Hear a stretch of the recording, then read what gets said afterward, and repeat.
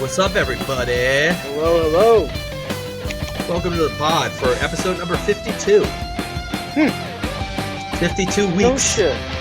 That is why I hate you. Yeah, at this point, with this episode release, you could listen to one episode a week and it would take you a year to get through all of the content. It's pretty nice. It's a miracle.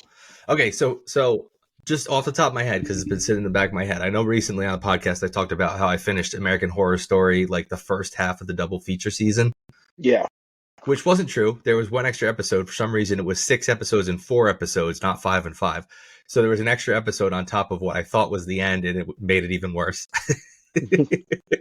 Just confuse yourself chronologically. The second half of the season was actually really good. Aside from, okay, I don't want to spoil it too much, so I'm going to do my best to avoid spoilers, but it's essentially about aliens, like an alien invasion type deal. Okay. And half of it takes place in, I want to say, the 50s and 60s when Eisenhower was president. Okay. And then the other half is modern day. And it's not a fair 50-50 split. It seems like more of it takes place in the past in some episodes, and then some episodes it's a little bit more in the future. Okay. But the story about the past is incredibly compelling and good. Like, it's a good story, and they did a good job with it. The stuff that happens in the present day isn't quite as good, but it's still pretty compelling and cool. But I love the story and the idea behind it. It was really good, and it was pretty well executed. I wonder if they reference Asylum. No, because Asylum had the whole aliens thing. So. Right, they had the little alien subplot. They don't reference Asylum, although thinking about it in my head, it could connect, even though they don't. Where else would you think about it? Fuck you. No, people do that. People say that shit all the time, and it drives me crazy. Thinking about it in my cock, it seems really horny. Oh wait, that doesn't make sense. It actually pays off pretty well. But yeah, I could see how it could connect to. It could explain some stuff very, very vaguely in season 2. But it made me think, man, they do so much with ghosts, and they do so much with creature type stuff, vampires, werewolves. Stuff, why didn't they go back to aliens sooner? Because aliens are silly. And not that we actually think aliens are silly, it's just that we will initially like go towards alien stories unless it's like just a movie or something, as it just being really silly. And I think it's probably due to the alien scare we had in real life. We don't take aliens seriously. Even though they're the closest to being the most realistic thing out of any supernatural thing. That's what I was just going to say. That's part of why I like it so much, is it's way more feasible and real and possible than all the other bullshit they put, the ghost shit. Sure, ghosts may be real, but there's no ghosts like, chilling out everywhere, and we don't know that they exist, like, or are and effectual in anything they do.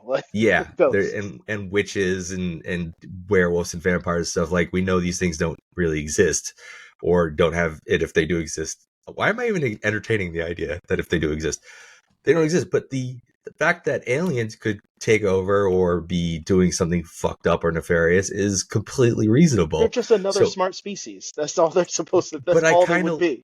I kind of like that aspect of the horror. It makes it better to me. I think that's why I like Event Horizon so much. I love Event Horizon. It's such a good movie. And like the alien movie stuff, I think the idea of another life form from another planet is way more feasible than these monsters and ghouls and goblins.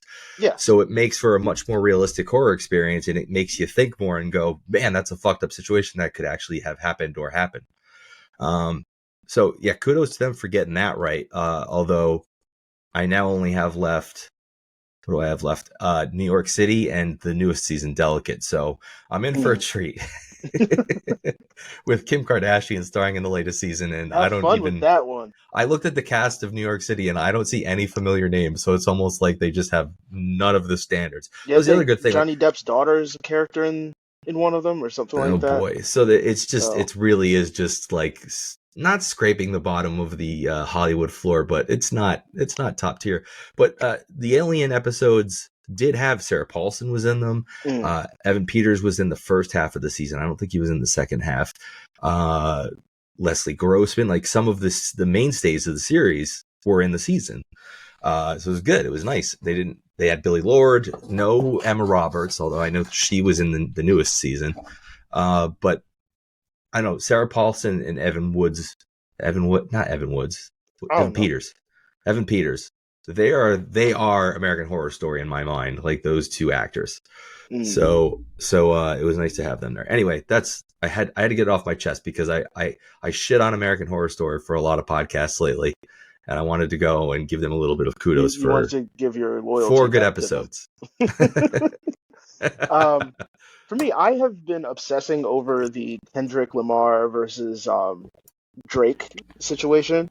See, this is not something that I'm familiar with. So there's, rap beef is common as spam. Like, it just happens. It exists. They're processed, they're canned, and then everybody likes it, or pretends they don't like it. But the beef is just so weird and it's so complicated. I'm not even gonna get fully into it. But I will say what my favorite parts were. One, that Kendrick was just winning the whole time. I don't give a shit what anybody says. Like, Drake surprisingly stood up. J. Cole backed out. That, I have no idea what just fell. But anyway. Stuff happens.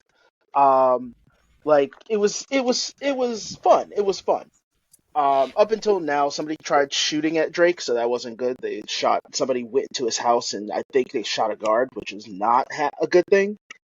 Over this beef? I don't know. The timing is weirdly perfect. Drake, there was to me, allegations of Kendrick Lamar calling Drake a pedophile.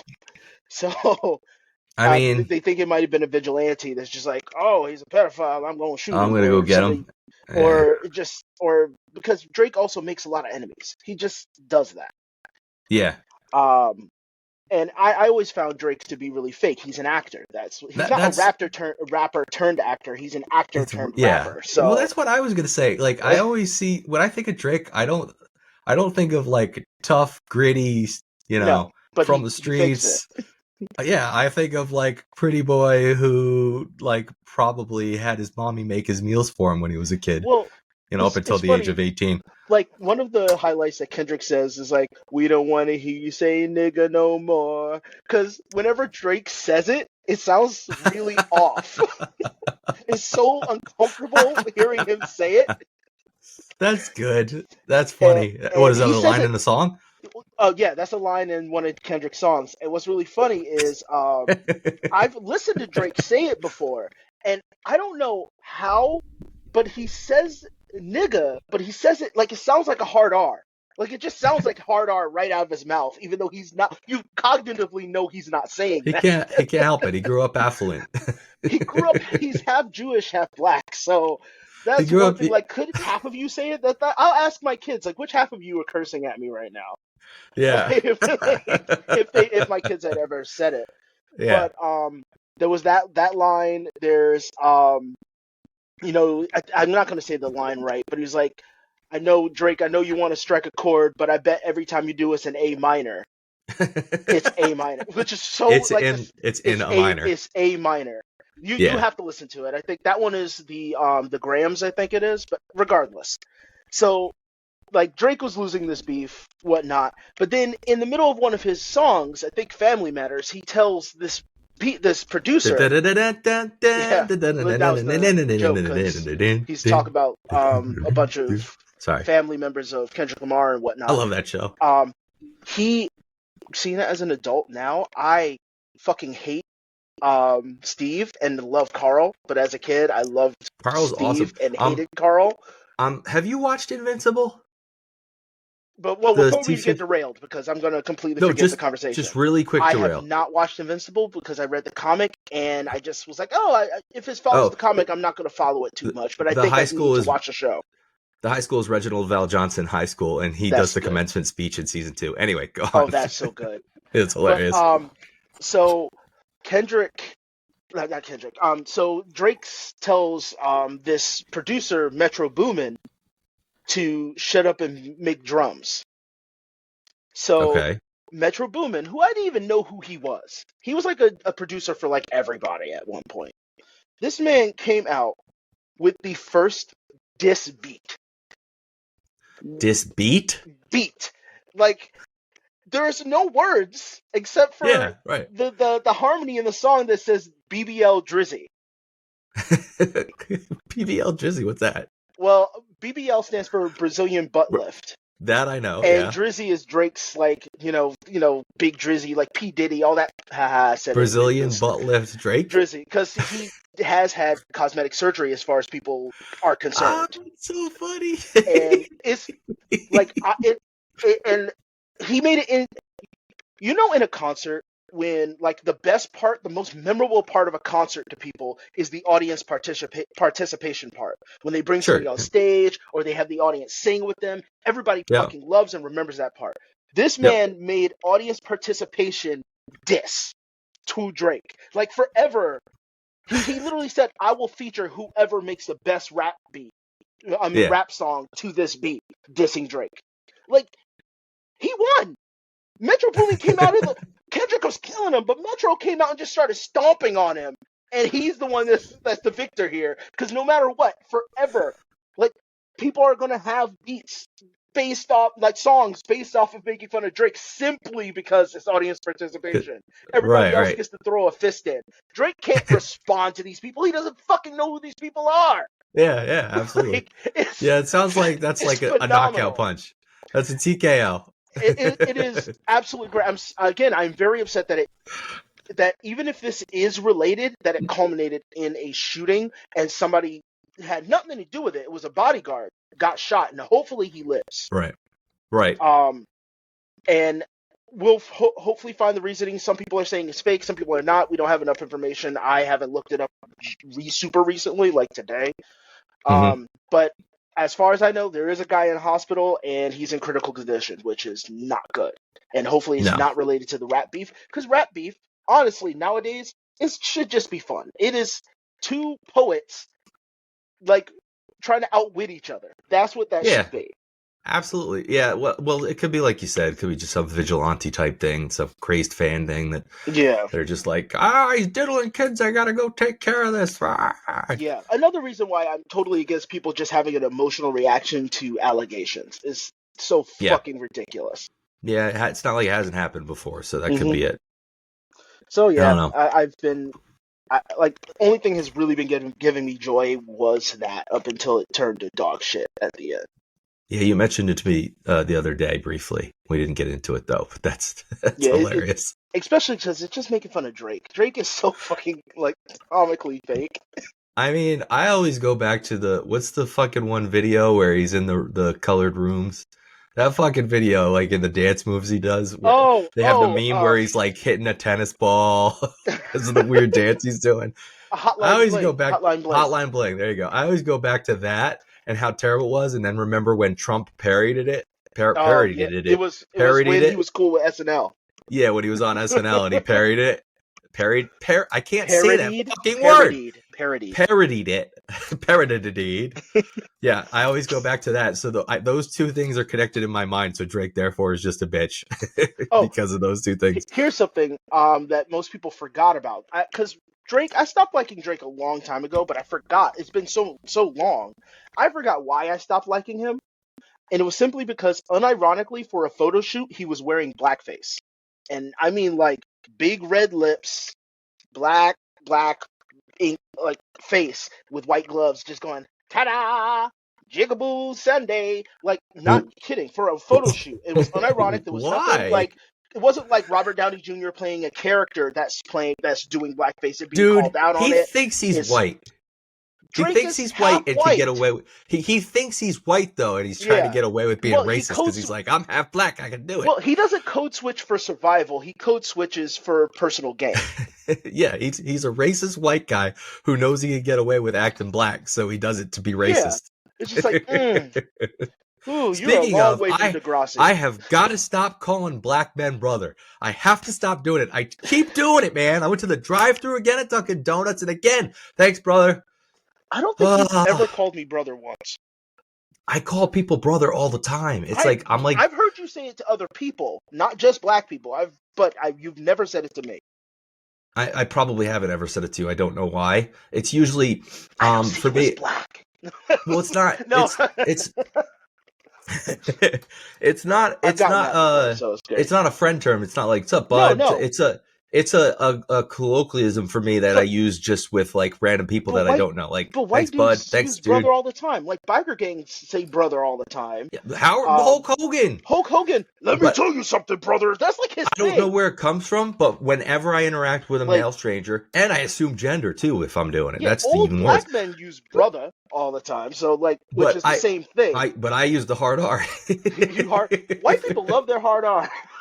But I do it all the time. I went and got coffee again the other day. The guy hands me, thanks, brother, and that's it. I would think you would sooner get in trouble for not for saying like that to a black person, but saying it to somebody and go, "You assume my gender."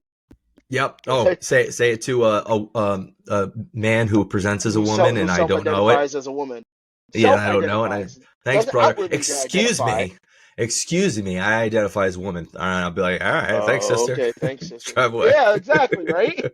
Like that's the reply. Like, but it's like ingrained to me. I say it all the time, and I feel like a dipshit every time I say it. You need to stop doing it though. The way you speak. Because of two reasons. One, I feel like I'm being racist, or again, I feel like I'm going to say it. Do you specifically just say it to black people? No, I say it to everybody. Then you're not being racist. That's stupid. You're being stupid. But like, white man's burden. Even at Staples, there's this. I don't know. It's I believe biologically, I believe he is a man, but he seems like maybe he's trans. Oh, you're I'm not sure. And I'm just every time I go there, I'm afraid I'm gonna be like, "Thanks, brother," and be offended and offend him or her. Well, then then when they correct you, you go, "Okay, sister." You literally scenarioed yourself. You're right. You're being self-conscious. That's what's happening. I am being I'm always self-conscious, though. I mean, that's my thing. Oh, okay. You got anything you want to move on to before I move on to something else? Okay. This is the oddest thing ever. I'm driving my daughter to an appointment yesterday, and we're driving, and she says, "Do you and mommy ever make out?" We haven't done it since you were born, child. And I said, wait, what? And she said, "No, right? You don't make out, right?" And I went, well, that's kind of a private question. I was like, but yeah, we do. I mean, people who are in love and people who are married, that's something they do from time to time. Oh, here's why it came up. I was listening to Hard Out Here for a Bitch by Lily Allen. Love Lily Allen. And one of the lines is, "You ask me about my sex life, then you call me a slut." So she heard sex life. Okay. And then it came up and she asked me, and I just said, yeah, sometimes, but married people and people who are in love, sometimes they do that. And she was like, oh, and I was like, why would you ask me that? And she said, a kid at school asked her if her parents made out. And I was like, that's so weird. That is so weird. She said, I said no. And I didn't know what to say. I just said, I mean, love look, awkward parent moments. I know it's funny for me. Like, these things don't typically get awkward. They just get like, what the fuck? Like, my brain is just like, what? Like, where is this coming from? It wasn't really even that awkward for me. I was just totally thrown off. My daughter was just recently started talking to me about sports bras. Like, you mentioned that she had gotten some as a gift and was wearing them. She did, and it's just, she's like, I know I shouldn't wear it. Like, she was in her room in it. She's like, I'm going to put a shirt on outside of it, but how do I look at it? I'm just like, That's a weird question to ask your father. Well, because again, it's like, it's a piece of clothing. Let me, like, it's cool. Like, it's innocent. It was super innocent. But for me, of course, on her I'm just like, when she gains that brain synapses where that line is now drawn, I can't wait. Because I don't need to be. It's so uncomfortable. You just answer. It looks good, honey. Yeah, it looks good, honey. That's what I did. Was like, just make sure. Like, I had to affirm for myself. I know to her, I was just like nagging her, but for me, it was just like, just don't. You could talk to me or your mom. Don't do that in front of your brother, and don't do that with other people. Yes. It was just like my son. He asked me, "Why do I get hard?" You told me that, yeah. Yeah, I was just like, my daughter. He was in the tub when it happened, so he was like, "Why does it happen?" I was like, "Because blood rushes through your body, and that's one of the places your blood goes." He goes, "Oh yeah, it fills with blood. That makes sense." Right. It's like, Yeah, you gave him. Yay! You just omitted certain data. You gave him a true answer. You just omitted a little bit. That's all. She also asked me what humping was the other day, and I just said I don't know how to answer that question right now, and then it just kind of fell by the wayside. But I told her, because I said, look, when you ask me a question, what do I do? And she was like, you tell me the truth. And I said, and she said, like, when I ask you curse words, you tell me what they mean. And she's like, most people's parents are probably just like, you don't need to know that, or don't ask me that question. And you just tell me what they mean. And I was like, yeah, right. I was like, so if you ever have any questions about those things, making out or any or sex life things or anything like that, go ahead and ask me and I will tell you the truth. And she's like, okay. Which is fine, because I know I'm going to have that. And I want to be the parent that actually has that conversation with their kids, because my parents didn't. And I don't want to. My version is not yet. You're just, I can't explain it to you because you're too young for me to explain it to you just yet. Not yet. But when the time comes, I want to make sure I'm the one that I want to explain things properly. So I don't want it to be like me getting your information from the internet and porn and like all kinds of weird places. Don't get upset, not you, but your wife, because I know maybe at some point she might listen to this actively. Don't get upset when I say this, but I just don't see her as the one to really honestly explain something comfortably. well, that's, like, she's a teacher, but I just don't see her doing it. Well, because I don't think that's the most common, comfortable topic for her to engage with a stranger about, or her child. Yeah. So I could see that being the case. And I'm just very raw and realistic with things, and I just kind of let diarrhea my in the mouth. Yeah, I just let it all spill out. And sometimes I go too far. I have to just make sure I don't, delve into anal. So there's also anal. Oh God. And there's also but just to be clear for our listeners, no, I would not do that. I want to make sure that's clear. I'm just making a joke. Watching some of my garbage online, there's something really funny. So there's a comedian, Bob Levy. I guess he's an old comedian. Okay. Bob Levy was on, I guess, Howard Stern show. I don't know when this happened. I passively heard this, and I thought this was a funny story. He was talking about how Dave Chappelle stole a joke from him. Okay. And he asked a comedian friend of his, and the comedian friend was like, dude, you don't want to do this. Just don't do this. And mind you, the joke is so fucking brain dead. Like, you would think any person joke would come up with. It was from the Chappelle show, mind you. So that's like when we were kids. Right. Dave Chappelle, as a passing comment in the skit, said, I'm going to beat my dick like it owes me money. Yeah, I remember that. Yeah. This Bob Levy guy, apparently he's like, that's always in my act. I always say that in my opening act. Like, anybody could have come up with that. Like, you fucking serious? So he calls in, I think, to the Howard Stern show when Dave Chappelle was on, and confronts Dave Chappelle about it. Yeah, that's not a smart idea. The first thing the guy says, you don't want to try to battle wits with Dave Chappelle. Yeah, he's like, you think I stole a joke from you? He goes, yeah. He goes, what joke did you think I stole? And he goes, and before the guy could really finish, he goes, oh, it's because you're a hack. This is why you think I stole from you. Because it wasn't even a joke. It was like, that's literally a transfer joke. Like, you have your real joke, and then just saying that in the middle just keeps the laughter going as you make your next joke. Yes. Yeah, that's not your main joke. Yeah. If that is your punchline, hang it up. You're done. Just stop. Right. Yeah. No, that's certainly one of those jokes, like you said, that it's what do they call it when what did fucking oh my God, what's her name? Amy Schumer. Amy Schumer. What did she call it when she got accused of joke stealing with like 30 minutes of examples presented to her? She like what did they call it? Like some sort of like a like thinking. Yeah, or I know what you're something talking like that. about. It's not coming to mind right now. That seems like a valid example of that. Yes. Of that, It's brains lateral parallel thinking. Parallel thinking, yeah. That seems like parallel thinking to me, not Amy Schumer's examples of her just completely ripping off jokes. Well, that's the thing. Parallel thinking doesn't follow an entire track. A one-liner could be parallel thinking.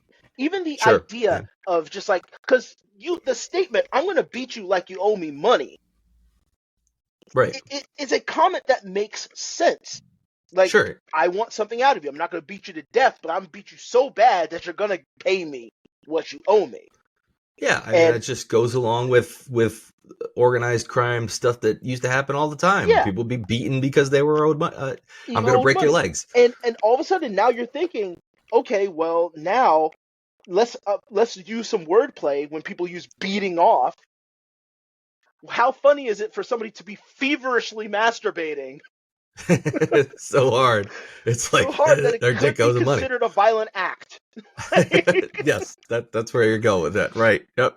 And it's like, I don't know. That's not your punchline. You don't want to go up against Dave Chappelle in any sort of right. Even if you're right, you don't want to battle Dave Chappelle in any sort of conversational format. Yeah. You're just gonna lose. He doesn't need to steal jokes, but that's the problem. Again, I think a lot of people in online trans community are correct with how he jokes about them. He doesn't even need to make jokes anymore. Yeah, he could just say whatever he wants on stage, and people pay money to see it. He doesn't have to come up with jokes. Sits and smokes and lectures you, and people are like, "Man, he's killing it right now." It's like he's and then they put it out as a comedy special when a lot of it's not even necessarily funny. I'm at a college lecture right now. This is what this is. When I say not funny, I mean not meant to be funny. It's not that it's supposed to be, and it's not. It's just there might be a joke. I mean, he's turned into Henry Rollins. Yeah, he might tell a joke or two, but that's it. He's not like oh my god, can't believe I just forgot John Leguizamo, who does a set like that and is just animated, constantly funny, constantly he's not doing that. He's just sitting. Yep.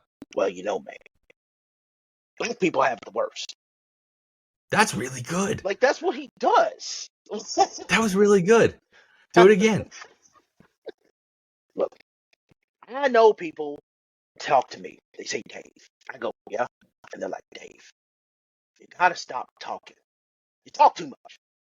That's all I do, nigga. I talk too much. That's so good. Okay, all right. We got to take a quick break because I'm going to go and get my hair cut, which means in the video, people are going to see the break here, and all of a sudden I'm going to be clean shaven-ish. It's going to be great. And it's going to look awkward, but that's okay. We'll be right back, even though we're not going to be right back. It's going to be a half a second from now. Oh, and we're back. Whoa, I'm white. Oh, okay. I'm back. He took my beard down. So I asked him to take my hair down a little shorter than he usually does, and I guess he decided to do my beard to match it. And now I barely have a beard, which is a little concerning for me. It has a little bit of the Bruce Willis going on. I feel a little naked, to be honest with you, but that's fine. It'll grow in 2 days from now. I'll have a fucking full beard again. What were we talking about? I don't even remember. No, I don't. Doesn't matter. When I was at the barbershop, they had on the roast of Tom Brady. Mm-hmm. And this is going to segue nicely into our topic because, let's see, how am I going to put this? They did not hold back on jokes or anything. I mean, there was no worry about, we're going to get in trouble for what we're saying. They said whatever they felt like saying, made the most crass, fucking unpolitically correct jokes they felt like making. It is a roast. It's a roast, right? Which is fine. That's part of a roast, but dude, it was unhinged. It was so good. I mean, I watched about 40 minutes of it, but it was unhinged with the jokes. Tony Hinchcliffe, he's the guy that does Kill Tony, right? Yes. He made a joke about insane. He made a joke about this comedian Sam, who he said was an obese black lesbian. I don't know who the comedian is, but I have no idea. And he said she doesn't eat pussy. She doesn't eat pussy. It was the best joke. She doesn't eat pussy. Oh hell no, is on that pussy. I laughed. Dude, I laughed for 20 minutes. I was like, and even Kevin Hart came up because he was the host after it. He was like, dude, that was the best joke. He was like, I can't even be mad. He's like, you totally went after black culture with your jokes, and I can't even come back to it. It was just too good. Oh. He was so funny. But they really didn't hold back at all. They didn't. Usually the Kill Tony crew, the people that are deal with Kill Tony, they don't. That's true. Don't at all. That's true. But the whole roast, I mean, everybody. I watched more Seltzer. I watched a number of a bunch of the people that went up, and oh my god, dude, good stuff. It was so funny. They had there was a joke about Kendrick Lamar and Drake. I think it was also Tony Hinchcliffe. He said right. he said something about Kim Kardashian's had more black men in her end zone than most football players.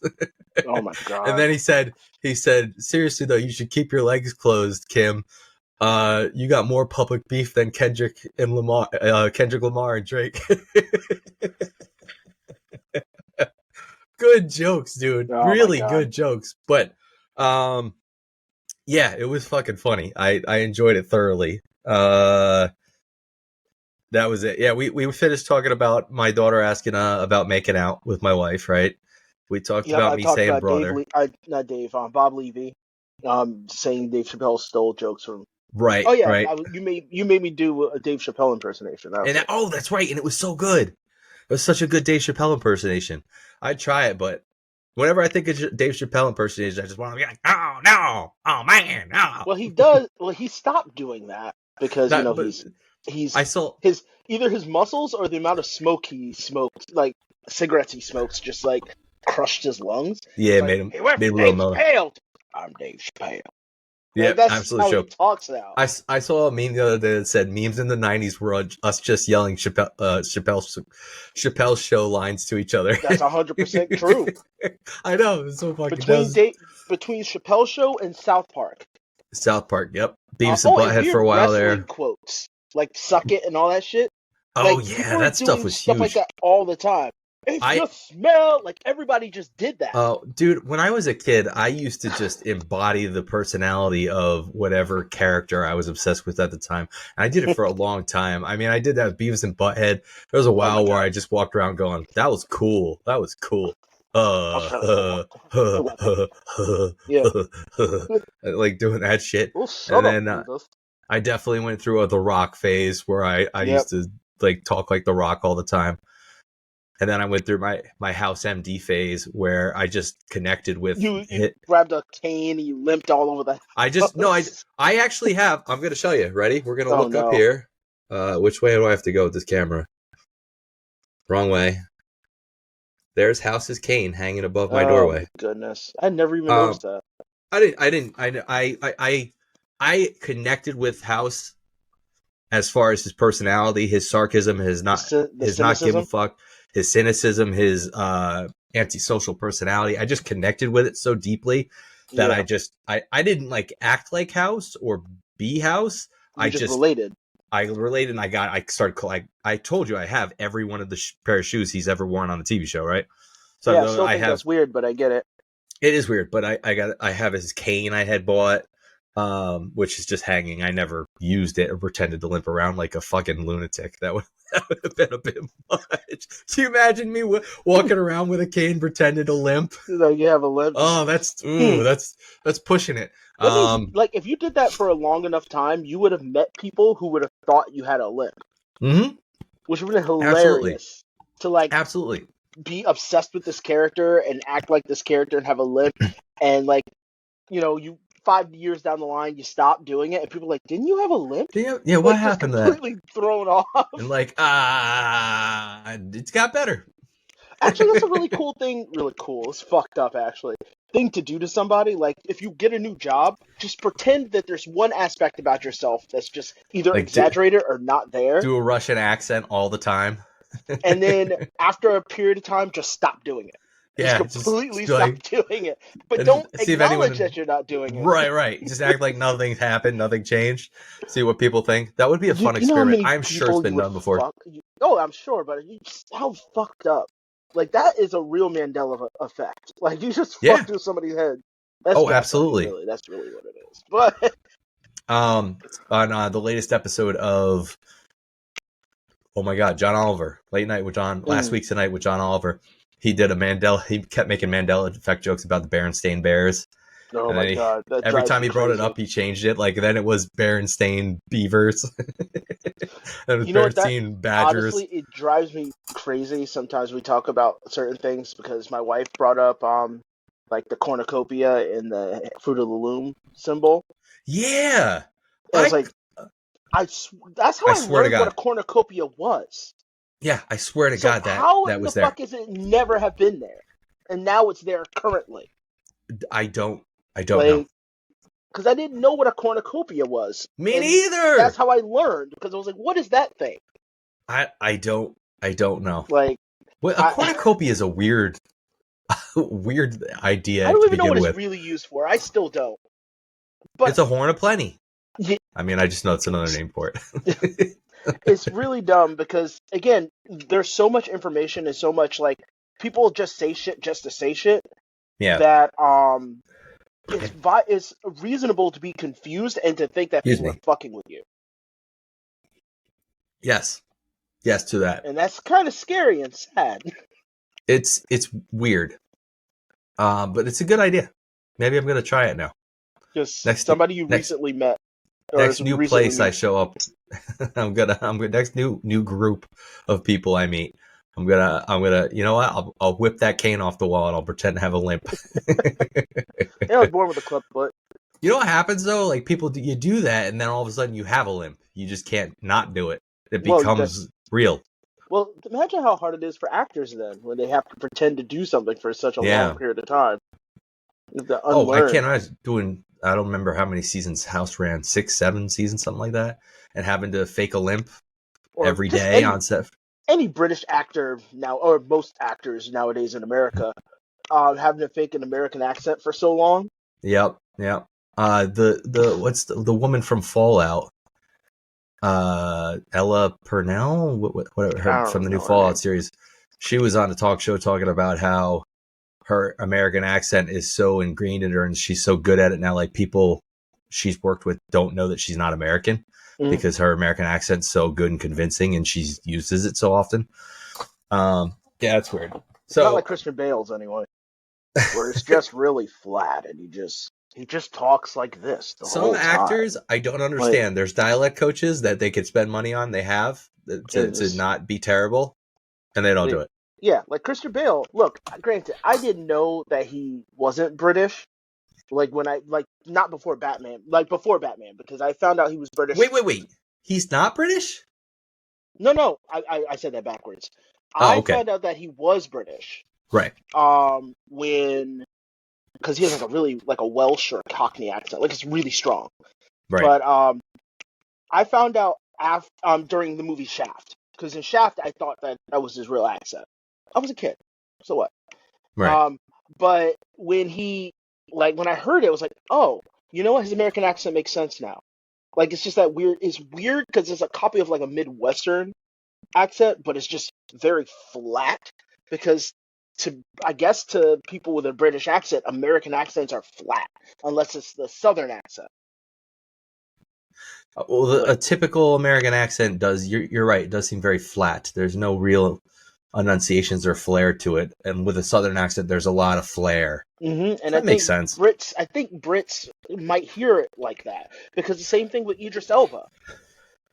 Right. But he's done it where now, when he speaks an American accent, he kind of stops, and then he continues, and then he stops. I've been playing Phantom Liberty, so I'm hearing his American accent, and it's like he does that with all his American accents. We haven't talked games at all.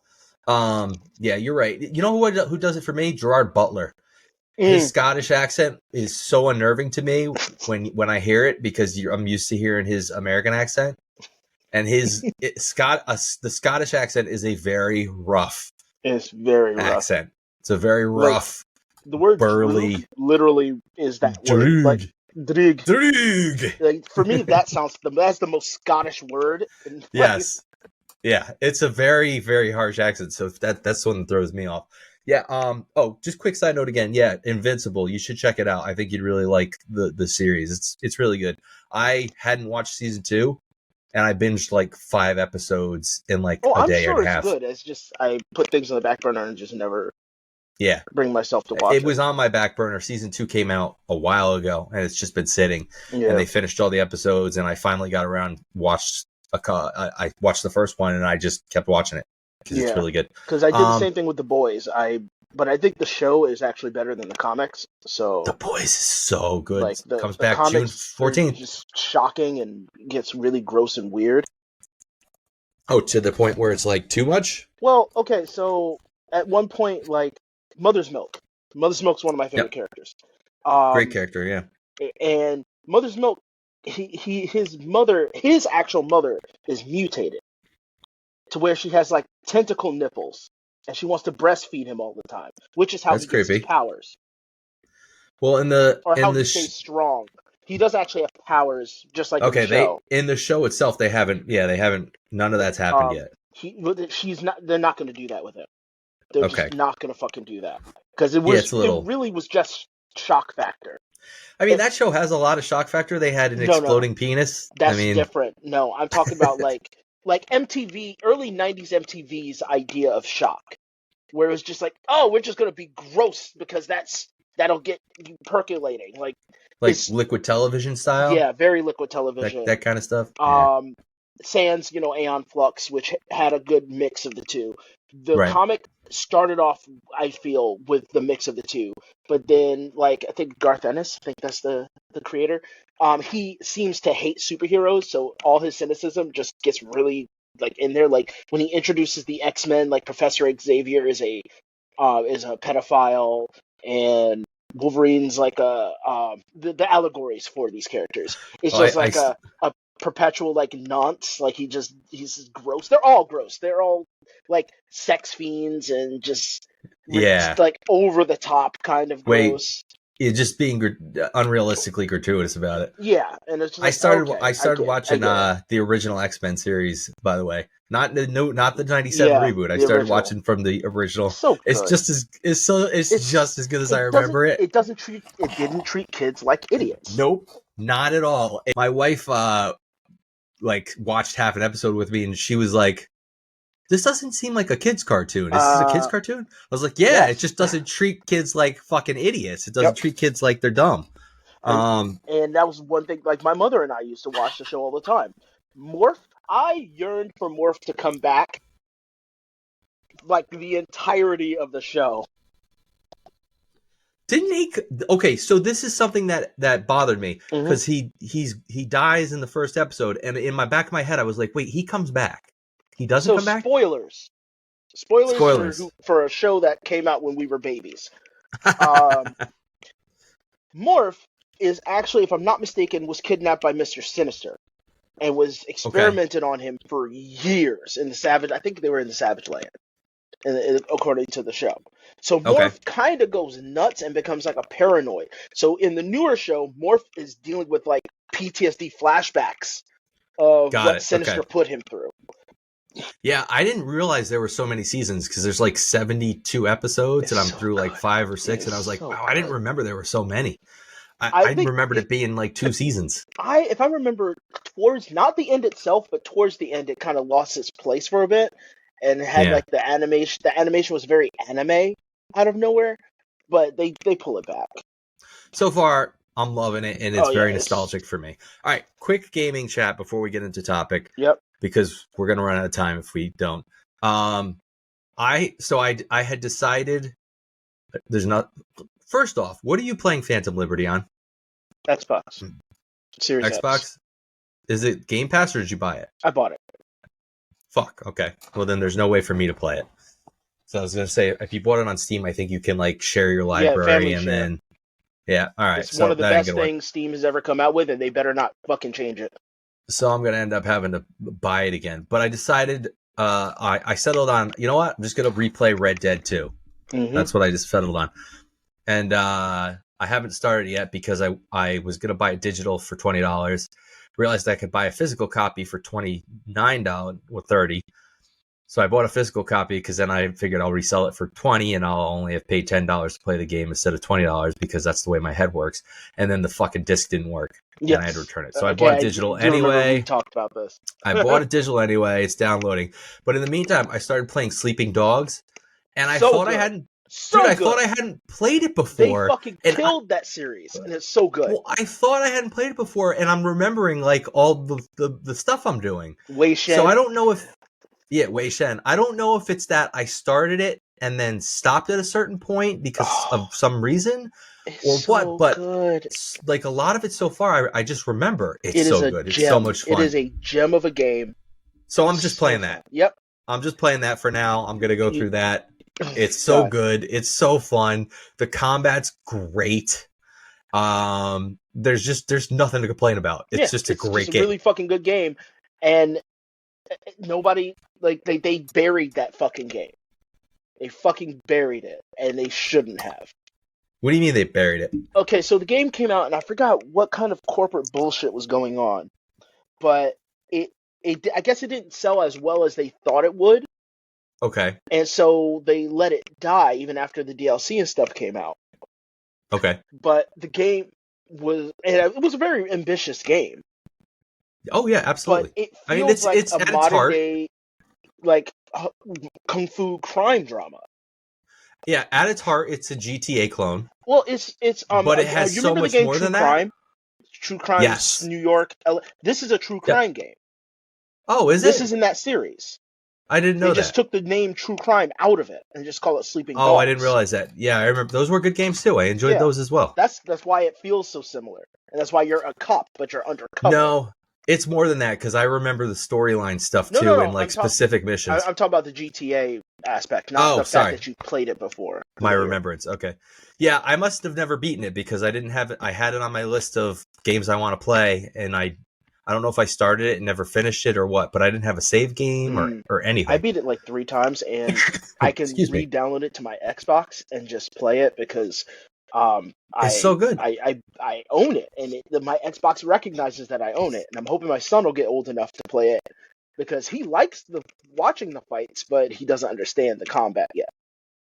Yeah, the combat's a little. It's like it's not Batman. hard. It's like Batman Arkham.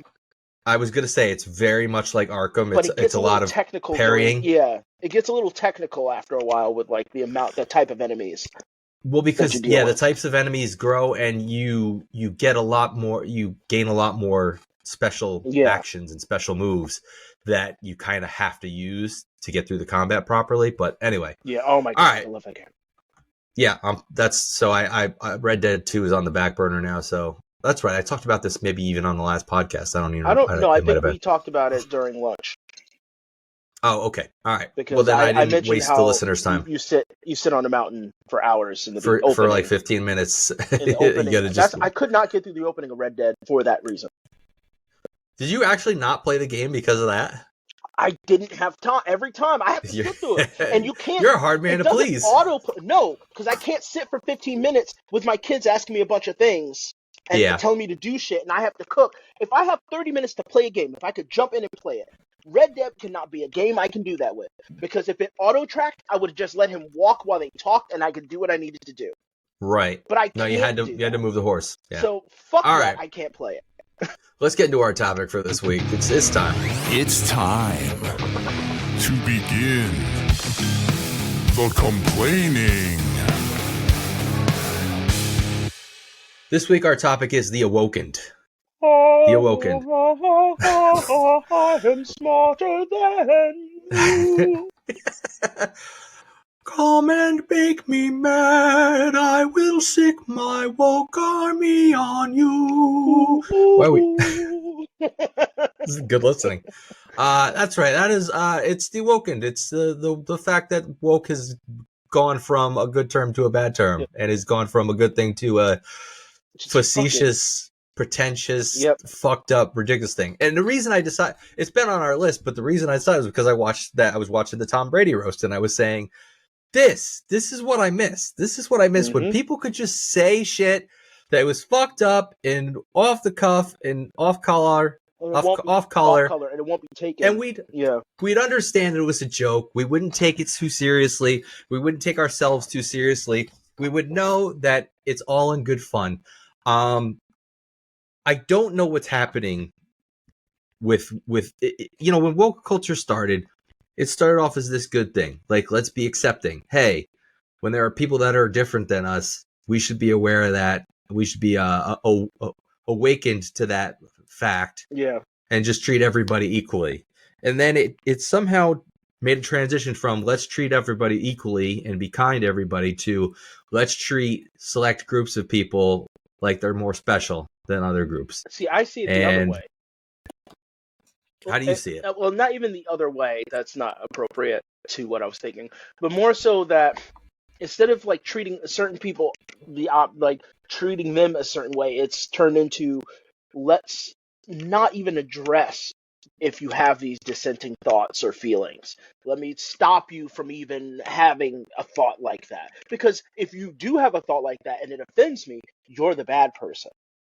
Right. You're automatically a bad person for even having those thoughts. How dare you have thoughts that are contradictory to your actual beliefs? Well, when I say treat them special, I mean treat them as if with a white glove. As if, I can't go near this subject without being extremely careful as to what I say. I mean, even me talking about my brother comment earlier, like you said, like don't you shouldn't feel bad for the way you speak. That's just the way you speak. Like it's not a big deal. Same thing. Like the fact that I mean no harm. It's just a word I use to say friend, basically, and that it could be taken out of context and used to attack me. It's just fucking ridiculous. Well, it's being woke. Also, you're ignoring like the defining idea of, well, I'm aware that he's a white guy and he's trying to be friendly. I don't know if he's being friendly because I'm black and he's trying to just be accommodating, but I'm also awoke to the idea that this person is trying to be accommodating. Shouldn't have to make them walk on eggshells. But simply because gymnastics, they're trying to treat me they're trying to treat me how they want to be treated. So you're saying it doesn't matter, the ends justifies the means? No, I feel that but what woke was look, there were systematic reasons. Like, okay, between you and I, right? I know for a fact that cops will stop me before they stop you. I am aware. I am awoke to that. Right, and that was what it originally is supposed to mean. Like, hey, Matthew O'Sullivan, white guy, be aware of the fact that Joaquin's going to be more likely to be stopped by police, and that sucks for him. And be sympathetic towards that, and understand it's wrong, and try to do what you can to make sure that people have awareness about that. Yes, and let's try to correct it. But I also am aware, as a grown man, that you may be able to stay on the side and pull your phone out, maybe say, man, this is wrong, but that's it. Interfere any further, try to be my shield, you'll probably get shot or go to jail with me. Sure. Or just make the situation worse. That I'm not trying to use you as a shield. I'm not trying to flip the coin to the other side. I'd rather have it sit on its edge. That's okay. And I see what you're saying. I feel like the Awokened type of people want to flip it to the other side. It's just like the same type of people. They're like, well, men's rights, women's rights, but then they don't want it equal. They don't want rights. They want to have not opportunity, but to have superiority over the other side. Yeah, it's not about equality. It's almost like reparations to a degree. Like, hey, it's our turn to be on top now, motherfucker. Yeah, I get what you're saying. Yes. Yeah. And I feel like a lot of people co-opt that, and a lot of people who are afraid of that are misrepresenting it, who initially misrepresented it, feels like it's the same way. Because I definitely feel there's the rich white fear of, and not, I mean like literally rich white people, fearing that, they're going to try to replace us. Because the Great Replacement Theory is a thing. Is like explain. Great replacement theory is pretty much, and this was instituted in like a big racist thing, where the immigrants, Mexicans, Chinese, blacks, even the Native Americans who were here first are trying to take everything that that white men built and take it over and get revenge on white people by putting them in those precarious situations, not even acknowledging that those people who are announcing those things had poor white people that they subjugated. Because in history, when minorities and poor whites got together, shit got done, and then they were just made separate. And I don't mean poor as in like downtrodden. I mean just like poor as in like rich or poor. I'm doing just extreme binary Yeah. here, because I feel like rich people that are of color that are part of that crew are just as bad. Sure. Because I agree. you become rich, you're like, well, if black people, if there was a glass ceiling for black people, that wouldn't be true. We wouldn't have all these black people that are celebrities that are famous. Well, so they have to shuck and jive in order to make money, right? You can't just be born into wealth. You have to, like, talk about how you were a gangster on the street, or you have to fake who you are. You have to be an actor and entertain people. Like, I quote Chris Rock a lot, with the when he said, like, I'm the only black person in my area, like, when younger Chris Rock. Right. The poorest person where I live as a gated community was a dentist. Like, he was a dentist, but he was a millionaire essentially, living with all these celebrities. Chris Rock had to fucking pay dues and go through the entertainment field. And I'm sorry, you want to talk about social toxicity? Fucking the entertainment field is a fucking nightmare, where everybody's fake smiling in your face and stabbing you in the back all the time. You have the audience scrutinizing everything that you say and how you look. You might not look a certain way. Chris Rock had extensive surgery. He fucking lightened his skin. Did he really? Look at old Chris Rock. Like, Chris Rock before he became famous. Like, SNL Chris Rock. Yeah. And then Chris Rock when he became famous. He had his teeth fixed, his skin lightened. I think he had some nose surgery. I'm not 100% on that one. But he changed, like, to become more visually appealing. Right. Where Steve Buscemi didn't have to fucking do that. No, he's just an ugly motherfucker, and it didn't matter. He's one of the greatest because they cared about his merit. Right. I see what you're saying.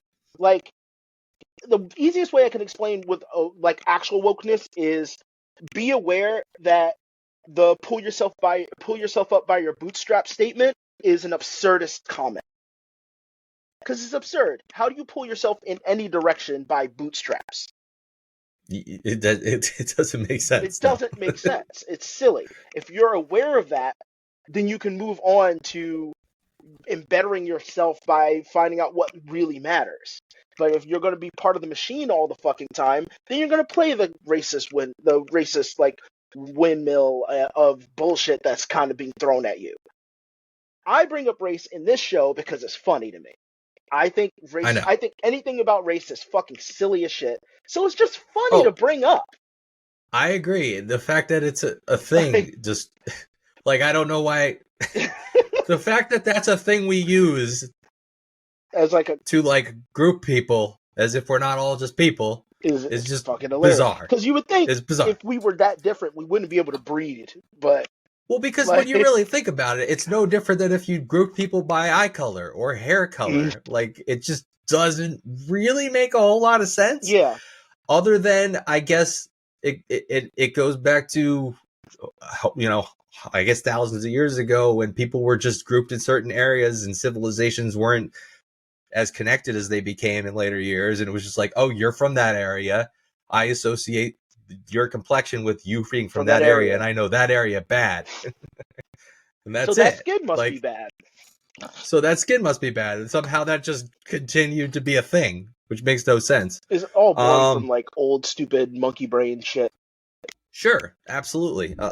There's no other explanation for it. There's no reasonable explanation for it other than monkey brain. My brain said this bad, so I think bad. But let's talk about actual like people who sip the woke Kool-Aid a lot, because TikTok's full of them. Yes, please. Half the reason why I can't get into TikTok anymore.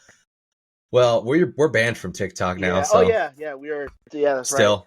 Right. So there's somebody that she announced that she's quitting, TTRPG TikTok because she can't deal with the stress of it. And I respect her. I really do.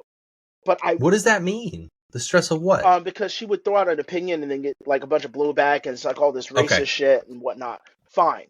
Okay. Fine. My thing is, I am afraid to say anything to her simply because, one, we don't have a relationship like that. It's parasocial at best. Like, we talk once in a while, but it's not like it's not real. We're not friends. Okay. But I respect her as, like, her ideas are pretty nice. She wants to do the right thing. But my problem That's is, fair. like, you spend too much time telling people how they're wrong, and you spend too much time telling people how they should think. I think I brought up in an earlier episode, I can say that a lot now. Well, because we've done 52 of them. How this person has mentioned how you shouldn't play, like, a white person should not play a black person in D&D. Like, that's a stupid fucking take. Why? It's like, yeah, why? What's her? From what I can remember, her reasoning was that, it's sort of like, it's equivalent to, like, digital blackface, and that you're cosplaying as a different race of people that you don't understand the problem in it. And I'm just like, they are not us. If I play a black person in D&D, they don't have the history that I went through, or we have that this my issue ancestors with went through. We have this issue with, like, Halloween, where you're not allowed.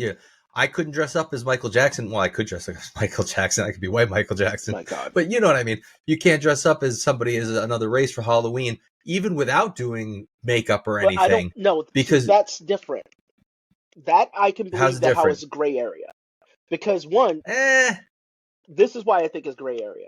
One, okay, let's say I love Prince. I think Prince is so awesome, and I want to wear a Prince outfit and be Prince for Halloween. I'm not doing makeup or anything. Okay, that's I just want to be Prince. There are plenty of people. There are plenty of people that are going to get mad about that if it goes online. Look at this asshole that dressed up as Prince for Halloween. What the fuck? What a racist piece of shit. That happens all the time. And here's the thing: it's mainly because there's this book that was brought up how, like, these little kids were all friends, and one kid, like, the one black friend. By the way, I don't know why I picked Prince. I don't know. I love Prince, but the one I do too. But the one black kid was dressed up as a ghost, and the white kid said, "Why are you dressed up as a ghost?" Because it's Halloween. It's like, yeah, but you're already something. It's wait, what? Yeah, if you really think about it. Wait, when did this happen? It was a book. It was somebody wrote a book. I can't remember the book. Okay. All right. And it was like, wait, and that's generally how the world sees white people. White people are the generic race. They are default race, especially in America. That's true. And so in most of the world, not all of the world, but most of it. And with that being the case, there is an unbalance to that. That's why dressing up as Prince, I don't see anything wrong with it. But I can understand why somebody would, because black people who want to play as, especially media or social, like, people, it's really hard to pick somebody that's white, to not pick somebody that's white that's famous, because they're all over the place. Where you're white, you have a choice. That's a stupid reason, but it is behind trauma. It's an emotional response. So to get that emotional response, I don't think they're right for it. Because they probably. So how is that different digitally? Why is it okay digitally? So what I was about to say, not digital. I said it's akin to digital blackface. Digital blackface is literally people pretending to be black online, or being any race that's not themselves online. In D&D, black people, humans are just a race. There is no, like, black human, white human. There is just human in most role-playing games. And then you could be black, white, Asian, whatever. And then you could do regions, whatever else with sub-races. Video game RPGs is the same too. Yeah. You're a human, you're a troll, you're a ogre, whatever. Not species, race. I know they use race as that, but there's a difference. I realize that there is a difference, and I think that I like the difference. Saying race is the different sub-races of whatever species you are. So I would consider, like, an orc or an ogre or something like that as a species, a humanoid species. But regardless, not being so crunchy about that.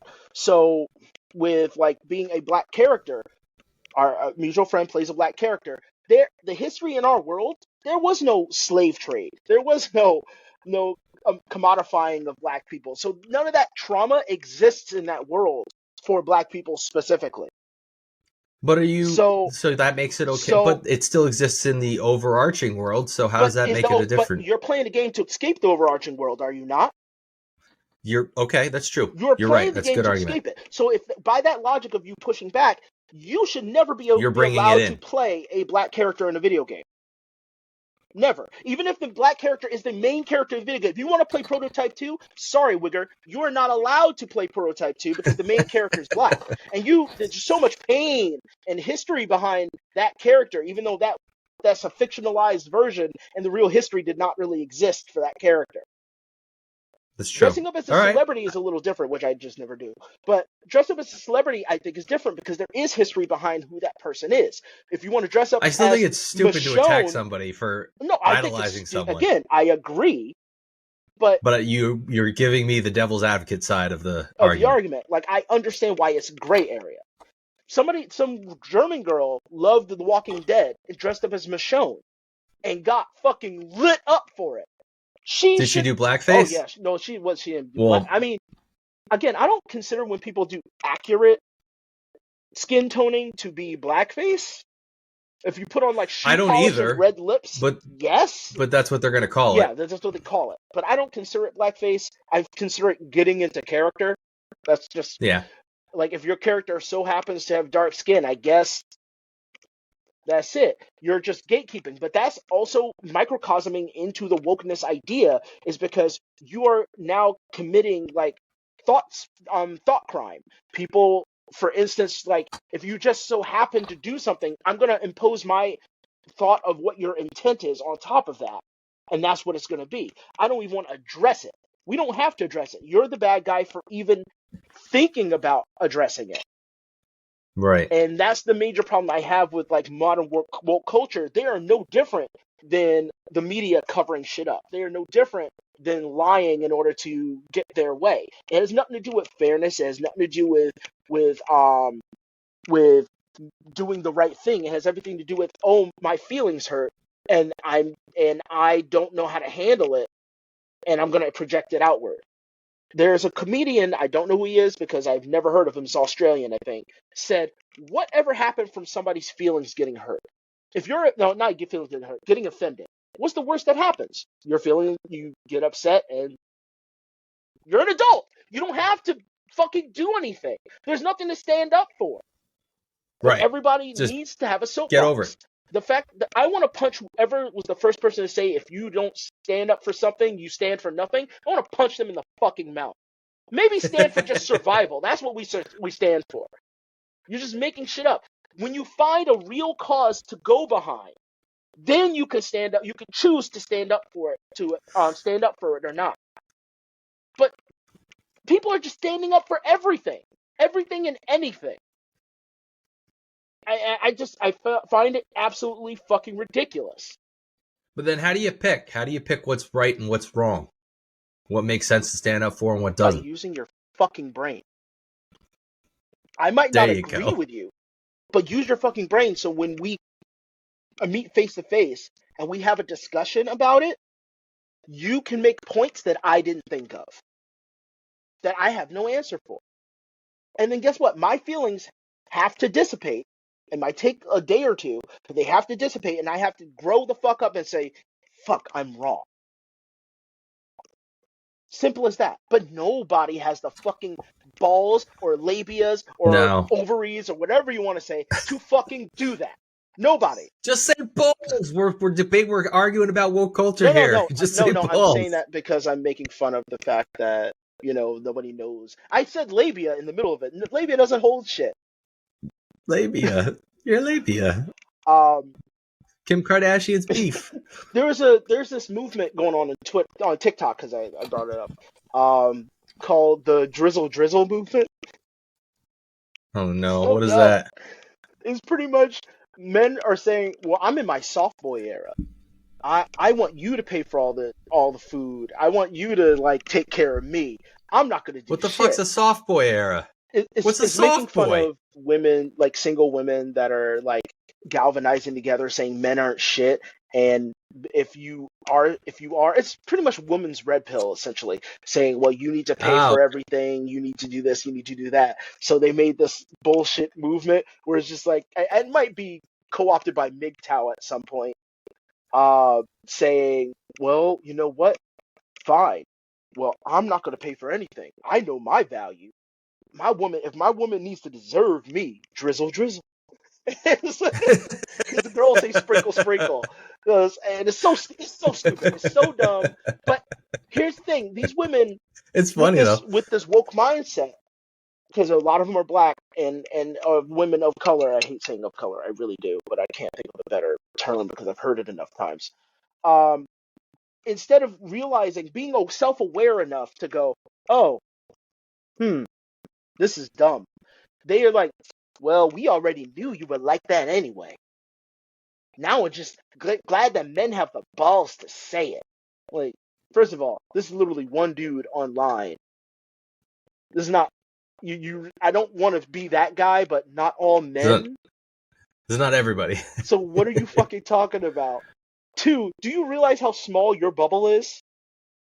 Not everything goes by. Like, I can say all the shit I want on this podcast right now, and I could be contradicted as soon as I turn off my computer and go outside and go, sure. And then next episode I might say something the complete opposite. Because I was gonna say we've probably contradicted ourselves 100 times just on the last 52 episodes of this podcast. Because these are all opinions, and opinions are and opinions change based on evidence. Opinions are like assholes. They change. They pucker. I don't go prolapsed. Where are you going with this? I don't know. I was trying to go somewhere with it. It didn't work at all. But no, just my asshole changed a lot over the years. I mean, yeah. Oh God, I don't want to know. I did not need to know that at all. You keep doing this to me. You keep doing this stupid shit to me, and I hate you for it.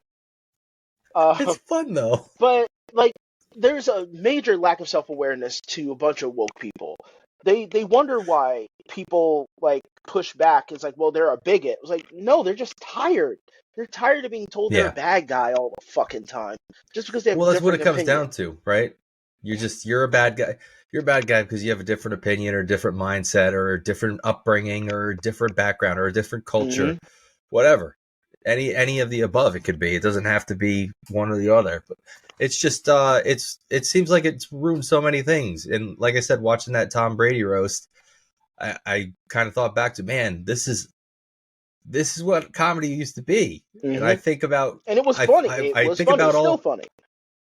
It's still funny. I think about all the specials I watched lately, and that I just don't laugh that hard. I just, because the jokes have to be a little more tame, a little less offensive. And I think I'm listening to these all just really awful jokes and laughing my balls off because they're silly, they're ridiculous, and remembering like, that's why I haven't been laughing at comedy specials for the last 5+ years, because they've all been toned down so much to the point where they lack that.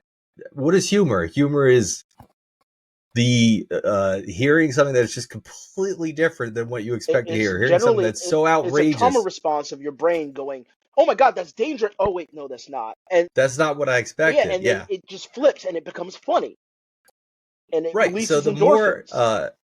The more obtuse or the more perverse the joke, the more that happens in your brain, and it's not again, a thing anymore. I think most of these people are, since it's online a lot, is because most of them are autistic, and they can't get it. They just go, but if he said that, that means he must mean it. You think that's part of it? No, I don't really think that. See, you're autistic. I swear to God, you're autistic. No, I'm not. You need to get tested. You can say you're not all you want. Right, you need to get tested.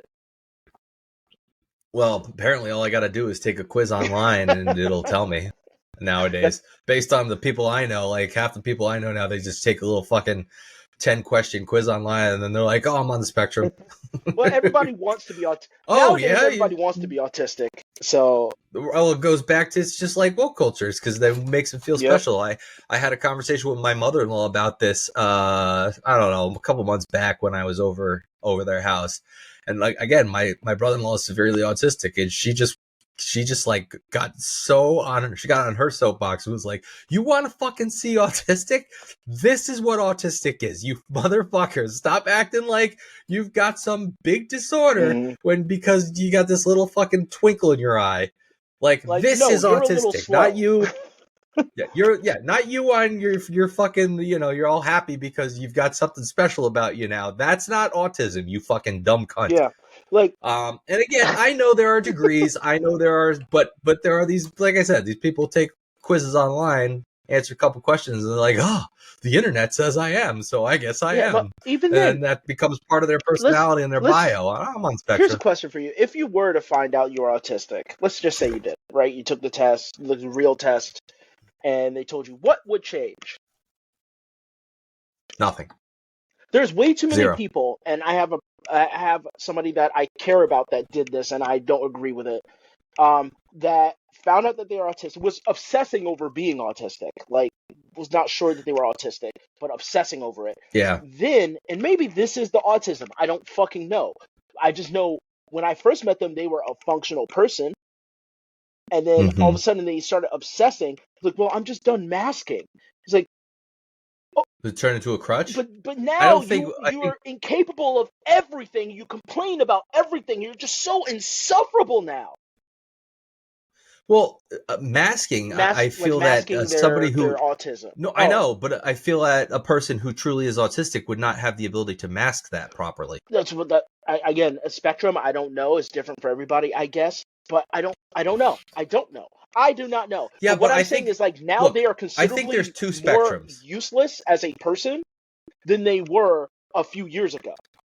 They were working. I think there are two spectrums. There is the spectrum where one side is severe and noticeably like functional, mentally disabled, and then there's the functional, but it's very socially limiting. And personality limiting. And then there's the people that are just like, oh, I'm special.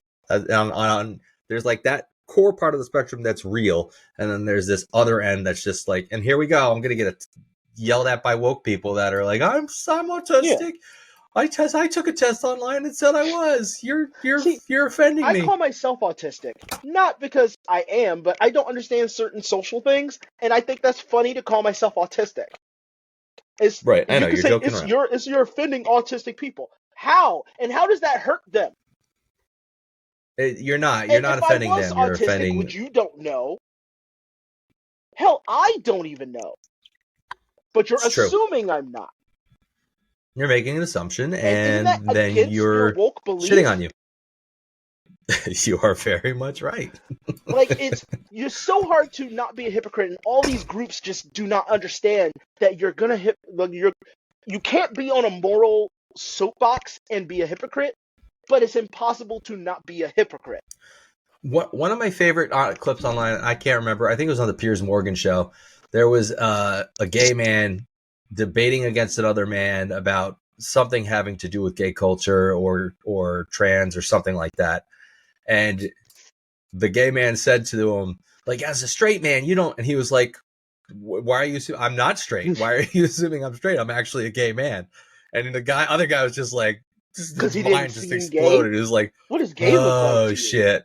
Yeah. His mind, he's like, why would you assume I'm straight? And it was just like, oh boy, the guy's face just turned pink. I want to see bright purple pink. I want to see that clip now. Like, I gotta find the clip. Yeah, I've seen it a few times. It's come up in my feed, and every time I see it, I laugh. Because it's I'm like, yeah, you just got burned, like, bro. It's. I mean, that's kind of the Key and Peele skit, now, isn't it? Latrell. Wait, which Latrell. One? They were in the cubicles, and Keegan played a super gay man, and he was like doing all this gay shit to Peele, and he was talking about like his butthole and doing all this like super just over exaggerated gay stuff, and then he was like, oh, you're just doing this because I'm gay. You are just being you're being like this because I'm gay. And then Jordan's boyfriend comes in and they kiss, and he goes, oh, I'm not persecuted, I'm just an asshole. Like, yes. And that reminds me of the other one with the courtroom where they talk about all the people. Was it they said he was. They're like represented. They're like all these people here today, and they're like gay men. They showed Jordan Peele, and he looks at the camera and he's like, "Oh yeah, I do remember that." And they keep flashing back to him, and he's trying to hide and shit. That show is so good. Why did they end that show? Because they needed so to grow, funny. and Comedy Central is apparently terrible. That's true. I gotta go back and watch. The worst of all those three like, seasons? top skit shows lasted a really long time, and that was The Mind of Mencia. And that's because Mencia was I didn't watch that one. Sellout. Yeah, he's a piece of shit. I didn't watch that one. All right. Do we got to wrap up here? Sure. I guess it's about time. We complained about woke people enough. You did a good job. I didn't do such a great job. I just complained and said I don't like this. Out by like midway through my tirade. No, I don't think so. I think it was a good one. All right, guys, that's episode 52. That's a year worth of listening to one a week for you. Why are you pew-pew-pewing me? I don't know. My head hurts. Go to our website. You can do stuff there. TIWIHY.com. I'm gonna get that delay until I do it perfectly with it. I mean, in post I could line it up perfectly, but that would be nice. That would be too much work, though. So I'm not gonna do it. That's the wrong song. That's the wrong song. Dick. You were making me laugh, and I wasn't thinking about it. Control your fingers. He's just. My fingers are being thingy. I put it down, jeez.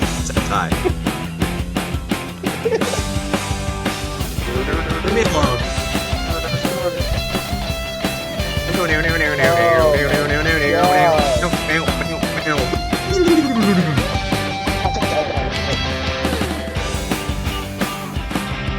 Peace! Ha! I got it out before you this week.